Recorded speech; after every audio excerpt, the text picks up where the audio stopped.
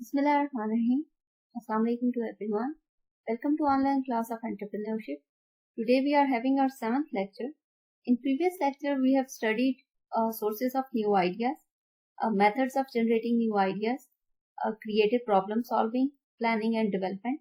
In today's lecture we will study the process of development. It includes idea generation, idea screening, concept development and testing, business analysis, beta testing and market testing, technical implementation, commercialization, and new product pricing. Starting our lecture, the process of development. And in this we will see that what is idea generation. Idea generation is often called the fuzzy front end of the NPD, new product development process. जो idea generation होती है, हमने previous lecture में देखा कि ideas को आप किस वे में किस सोर्सेज के थ्रू आप जनरेट कर सकते हैं.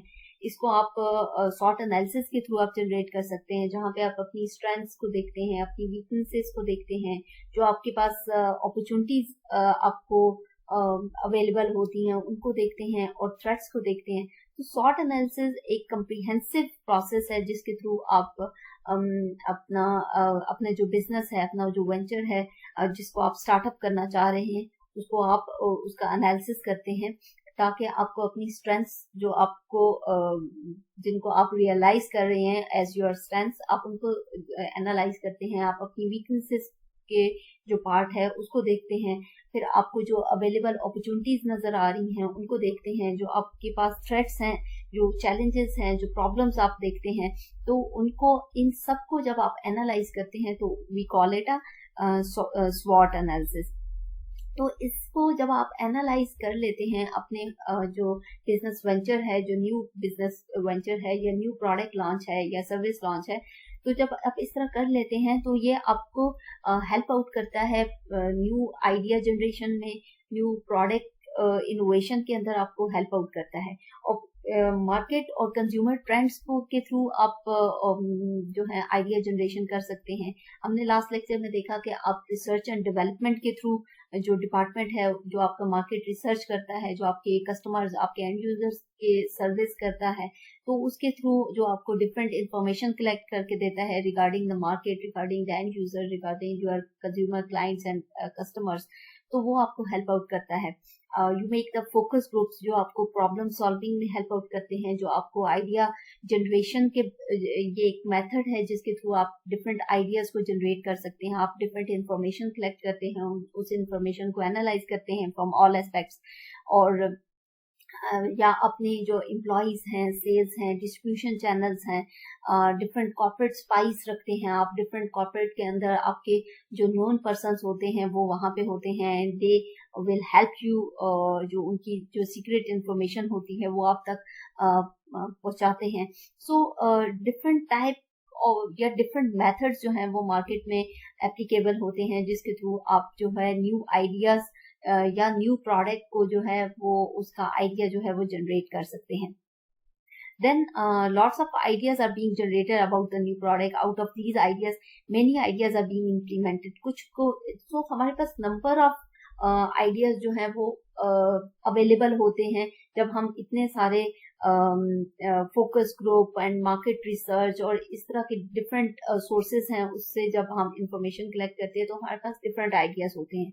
उन आइडियाज में से फिर हमने जो मोस्ट अपीलिंग आइडिया होता है, जो मोस्ट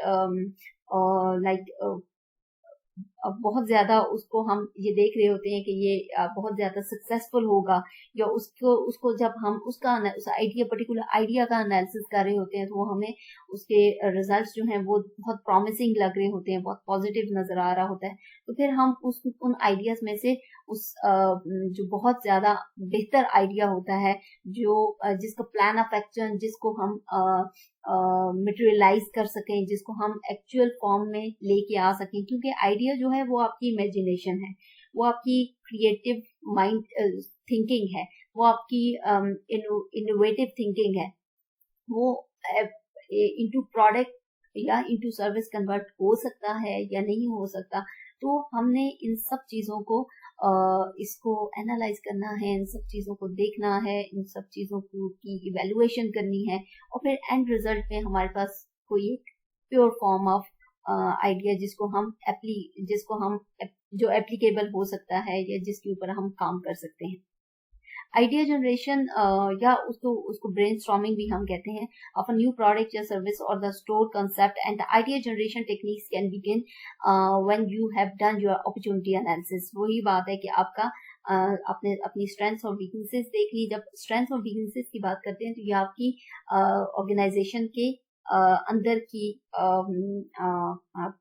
मतलब आपकी ऑर्गेनाइजेशन के अंदर के कंपोनेंट्स हैं जो आपकी इंटरनली आपकी ऑर्गेनाइजेशन से बिलोंग करती हैं। और जब हम अपॉर्चुनिटी और थ्रेट्स की बात करते हैं तो वो आपकी ऑर्गेनाइजेशन से बाहर के कंपोनेंट्स हैं जिनको आप इवेल्युएट करते हैं। तो हम अपॉर्चुनिटी एनालिसिस करते हैं, हम देखते हैं कि हमारी जो मार्केट है, हमारी जो सराउंडिंग है, उसका एनालिसिस करते हैं ताकि हमें जो हमारे पास डिफरेंट आइडियाज हैं उनको हम बेहतर तरीके से उनका एनालिसिस कर सके। नेक्स्ट है हमारे पास idea screening. The object is to eliminate the unsound concept prior to devoting resources to them. वही बात है कि हमारे पास जो डिफरेंट नंबर ऑफ आइडियाज जो हमारे पास आए हैं इन डिफरेंट सोर्सेज से या इन डिफरेंट मेथड से, फोकस ग्रुप से या ब्रेनस्टॉर्मिंग से या आपकी प्रॉब्लम इन्वेंटरी एनालिसिस से, तो हमारे पास जितने भी आइडियाज जनरेट हुए हैं उन आइडियाज की हमने अब स्क्रीनिंग करनी है। हमने देखा है कि इनमें से कौन सा आइडिया जो है वो इतना प्रॉमिसिंग है, इतना उसके अंदर उस आइडिया के अंदर इतनी पावर है कि वो हमें सक्सेसफुल वेंचर दे सके।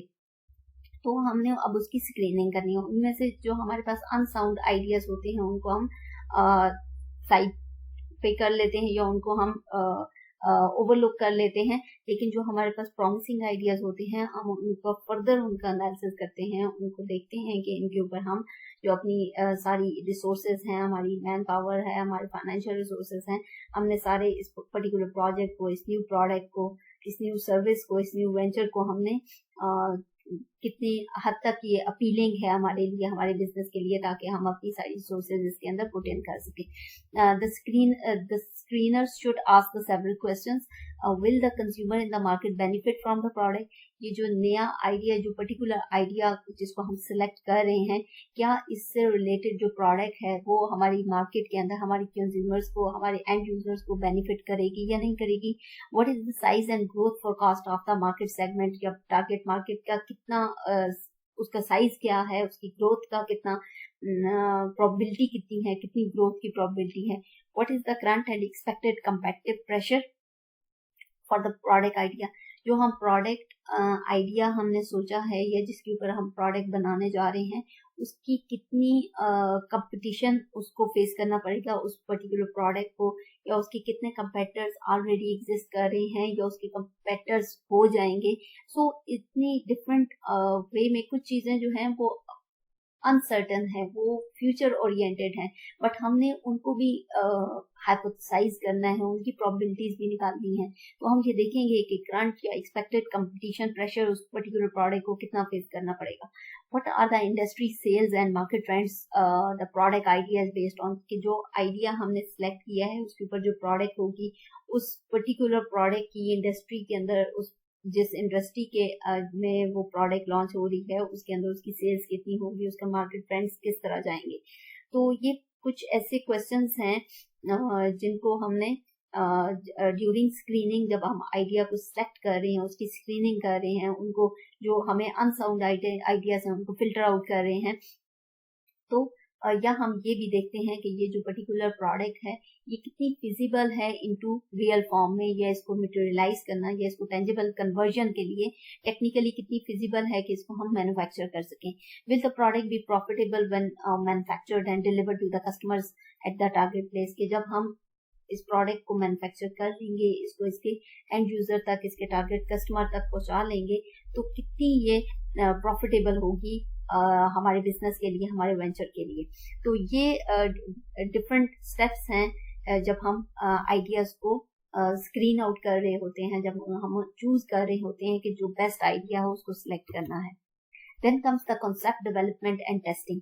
कॉन्सेप्ट डेवलपमेंट और टेस्टिंग के अंदर develop the marketing and engineering details, कि जो मार्केट रिलेटेड जो उस प्रोडक्ट की मार्केट से रिलेटेड जो जितनी भी डेवलपमेंट होगी वो हम इस पर्टिकुलर स्टेज के अंदर देखते हैं। Investigate the intellectual property issues and search the patent data basis. हम ये देखते हैं कि ये इस प्रोडक्ट की जो ब्रांड नेम है उसके ऊपर ऑलरेडी कोई पेटेंट नहीं है, कोई ट्रेडमार्क नहीं है।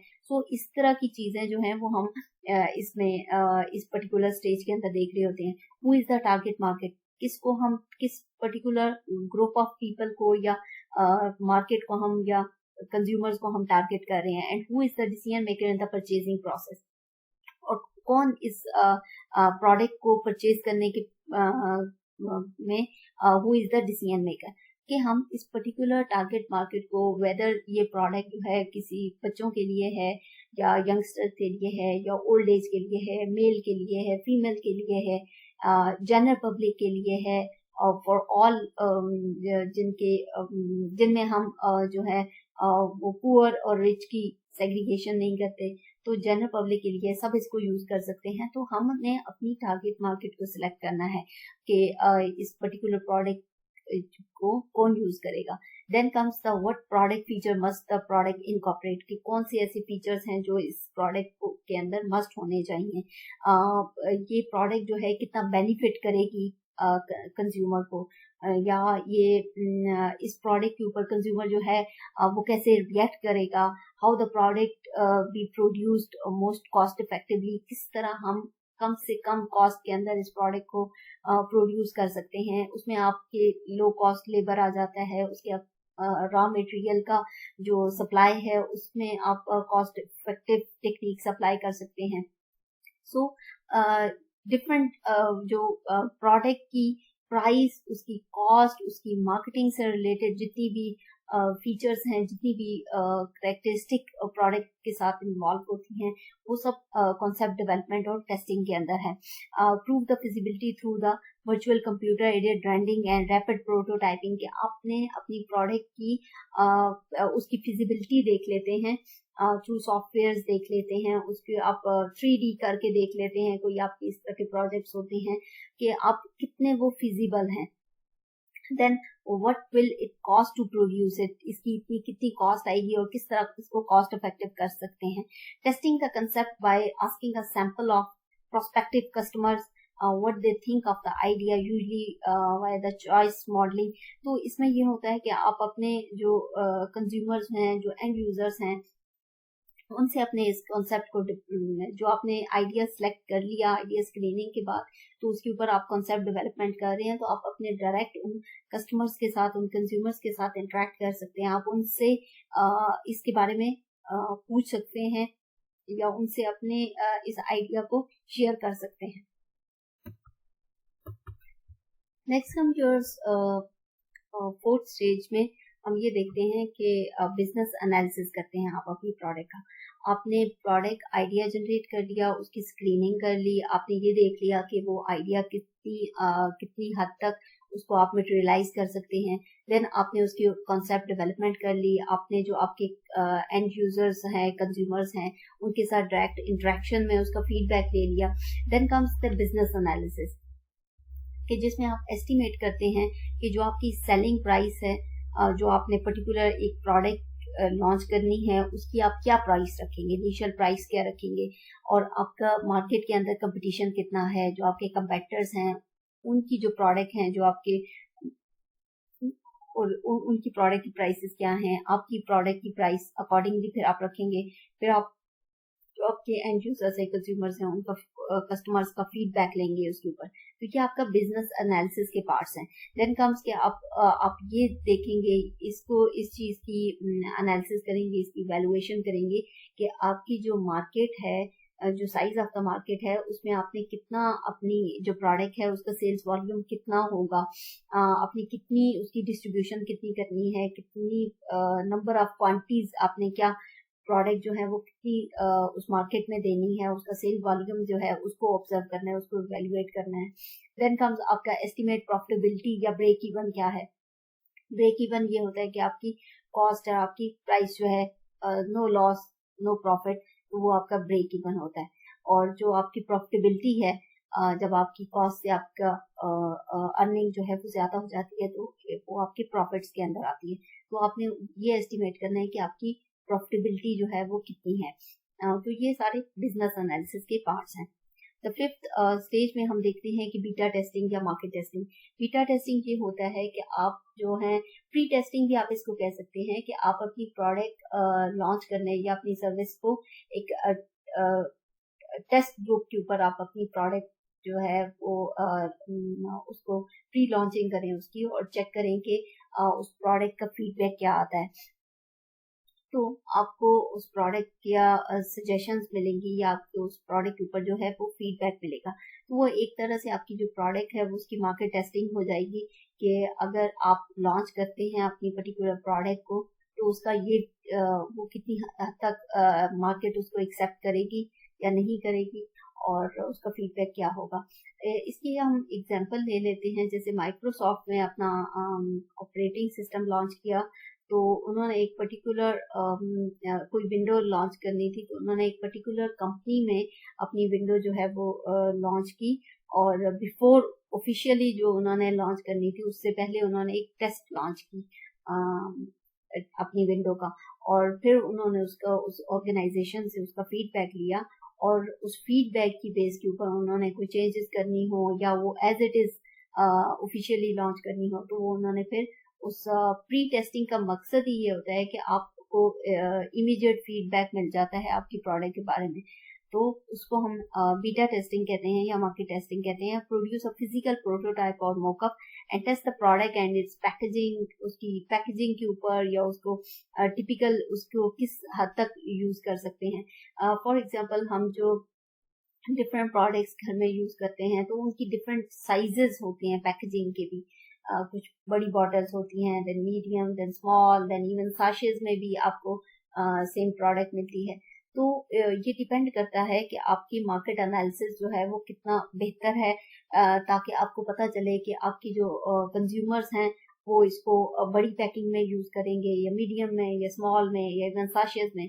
तो आप उसके हिसाब से फिर अपनी प्रोडक्ट पैकेजिंग जो है वो करते हैं, और उसी तरह आप अपनी पैकेजिंग को टेस्ट भी कर सकते हैं। लार्ज पैकेजिंग हो उसको भी टेस्ट कर सकते हैं। तो ये डिफरेंट प्रोसीजर्स हैं, जिसमें आपको ये आइडिया होता है कि आपकी प्रोडक्ट जो है किस पैकेजिंग में ज्यादा अच्छी सेल हो रही है, लार्ज में या स्मॉल में या इवन साशेज में।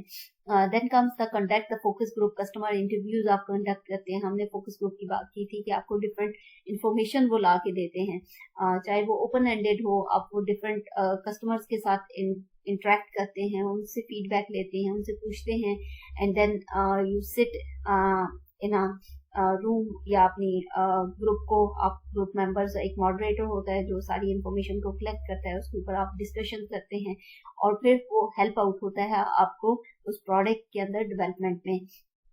Then make adjustment where necessary. क्या आप उसने अपने उस प्रोडक्ट के अंदर क्या कोई चेंजेस करनी है, कोई उसके अंदर डेवलपमेंट करनी है, तो अकॉर्डिंगली फिर आपके जो फीडबैक होते हैं उसके बेस के ऊपर आप उसके अंदर चेंजेस करते हैं।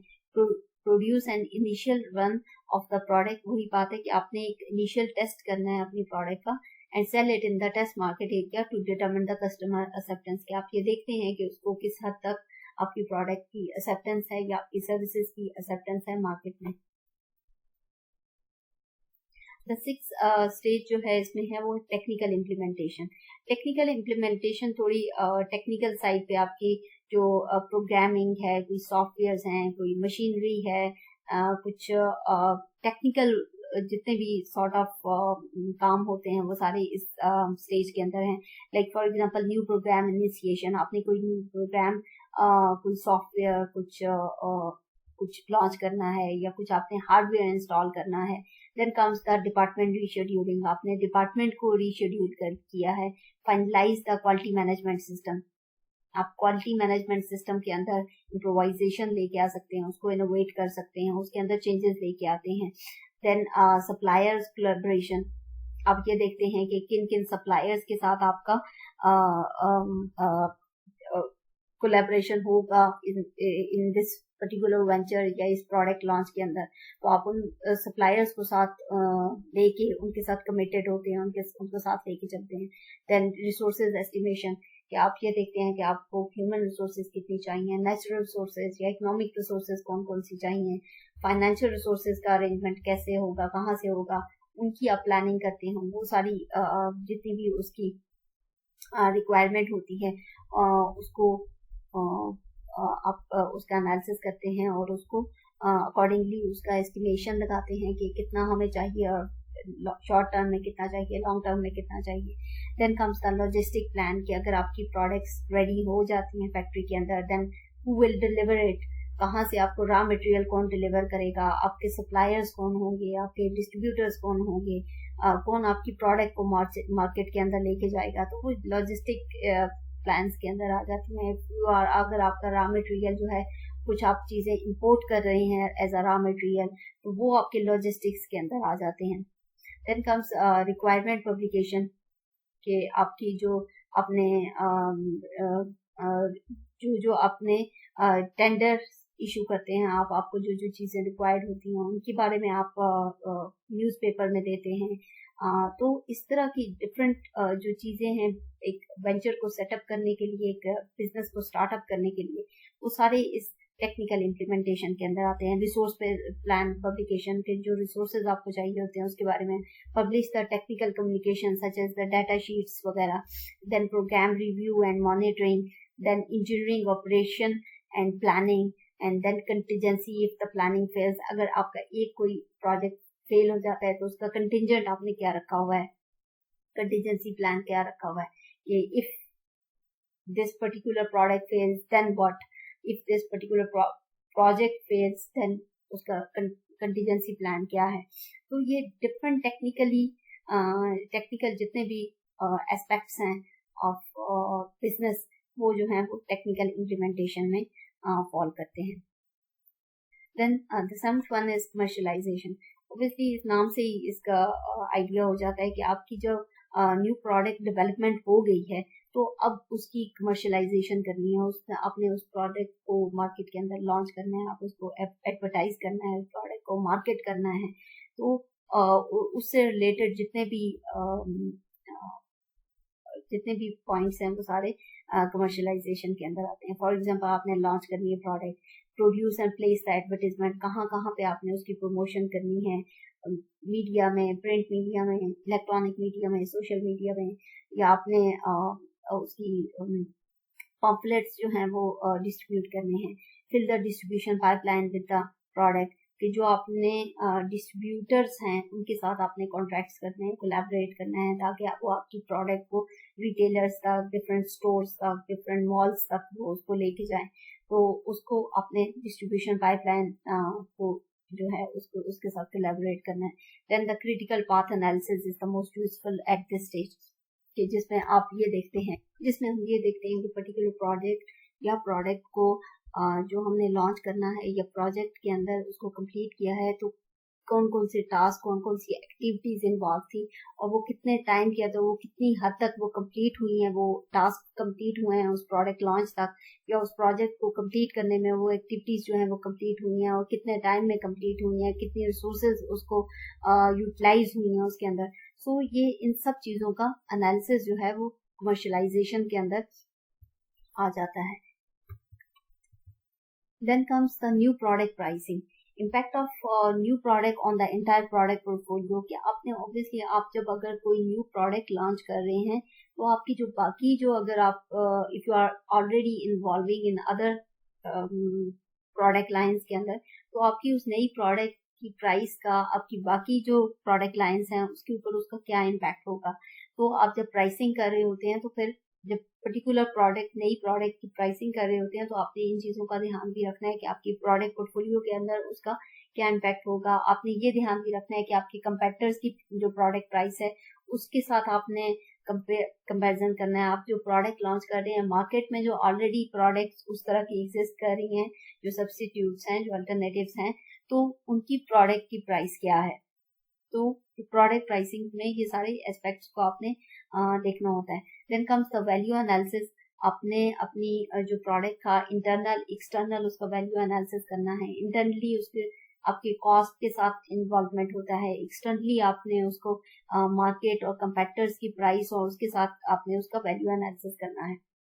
Then comes competition and alternative competitive technologies. आपने ये देखना है कि मार्केट के अंदर जो आपका कंपटीशन है, जो आपके कंपेटिटर्स हैं, वो किस तरह की प्रोडक्ट क्वालिटी है, उनकी उनकी प्रोडक्ट की वैल्यू क्या है, उनकी प्रोडक्ट की जो वो टेक्नोलॉजीज यूज कर रहे हैं वो कैसी हैं। तो आपने उन चीज़ों का भी उन एस्पेक्ट्स का भी, उन सारे फैक्टर्स को भी देखना होता है। Differing value segment, price, value and need, कि आपने जो आपने अपनी प्रोडक्ट की जितनी उसकी वैल्यू है, जो उसकी क्वालिटी है, अकॉर्डिंगली उसकी प्राइस है या नहीं है। और फिर according to the need of the consumer, कि कंज्यूमर की नीड ऐसी है कि उसको वो चीज मतलब अगर वो नहीं वो चीज आपकी प्रोडक्ट लेगा तो इट्स ओके फॉर हिम। तो इन दैट केस आपने अपनी प्रोडक्ट की प्राइस और उसकी क्वालिटी को मैच करना है कि आया वो जो आप प्रोडक्ट है, पर्टिकुलर प्रोडक्ट आप लॉन्च कर रहे हो, वो उसकी नीड को किस हद तक या उसको किस हद तक वो जरूरत है वो चीज आपका जो कंज्यूमर है। तो वो इन चीजों में आपने फिर प्राइस को अकॉर्डिंगली जो है वो रखना होता है। Then comes the product cost, क्या है, फिक्स कॉस्ट कितनी है, उसकी वेरिएबल कॉस्ट कितनी है। और जब आप प्राइसिंग कर रहे होते हैं तो आपने ऑब्वियसली उसकी कॉस्ट के साथ आप प्राइस को से कॉस्ट से ज्यादा आपकी प्राइस होती है, तभी आपको प्रॉफिट जो है वो होता है। तो आपने अपनी प्रोडक्ट कॉस्ट देखते हैं, उसकी क्वालिटी देखते हैं, फिर जो आपकी एंड यूजर है उसकी रिक्वायरमेंट देखते हैं, तो अकॉर्डिंगली फिर आप प्राइस सेट करते हैं। Then comes the forecast of the unit volumes के और रेवेन्यू एंड प्रॉफिट, कि आपका जो प्रोडक्ट का यूनिट वॉल्यूम्स के हिसाब से अपने रेवेन्यू देखते हैं और अपने जो है वो प्रॉफिट्स देखते हैं अपनी प्रोडक्ट के। That's all from today's lecture. Your questions and queries are most welcome. Thank you.